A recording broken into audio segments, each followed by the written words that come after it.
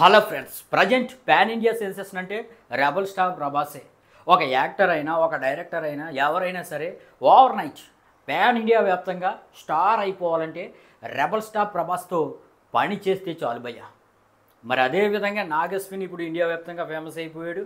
ఆదిపురుష్ తీసిన ఫ్లాప్ అయినా సరే హోమ్ రావత్తు ఫేమస్ అయిపోయాడు. ఈ విధంగా చాలామంది ఫేమస్ అయిపోయారు.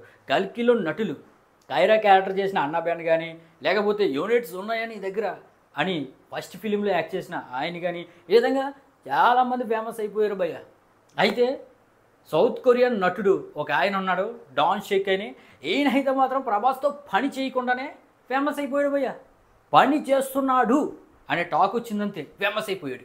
మేకర్స్ కూడా అఫీషియల్గా అనౌన్స్ చేయలేదు, కానీ మనోళ్ళు అప్పుడే ఆయన సోషల్ మీడియా హ్యాండిల్స్ దగ్గరికి వెళ్ళి కామెంట్లతో హోరెత్తిచ్చిస్తున్నారు.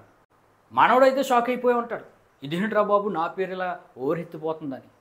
ఇక మనోడికి రెమ్యూనరేషన్ దగ్గర కొంచెం ఇష్యూ వచ్చినా సరే దాన్ని అయితే పట్టించుకోకుండా వెంటనే ఇండియాకి అయితే వచ్చేస్తాడు.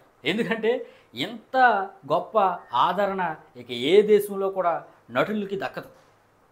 మన దేశం 140 కోట్ల మందికి తెలియాలంటే ఖచ్చితంగా ప్రభాస్తో యాక్ట్ చేయాల్సిందే. ఇప్పుడు హాలీవుడ్ సినిమాల్లో ఈయన కొన్ని సినిమాలు యాక్ట్ చేశాడు, కానీ ఆ హాలీవుడ్ సినిమాలు ఎంతమంది చూసినా సరే ఈయన ఏ క్యారెక్టర్ చేశారో గుర్తుపెట్టుకునేవంత ఆడియన్స్ చేయరు, సాహసం చేయరు. కానీ మన ఇండియాలో మాత్రం ఈయన అప్పుడే ఫేమస్ అయ్యాడు భయ్య, ఓ రేంజ్లో ఫేమస్ అయిపోయాడు. ఇక ఈయన గురించి ఫుల్ డీటెయిల్స్ ఒక వీడియో కావాలంటే కామెంట్ చేయండి భయ్య, చేస్తాను.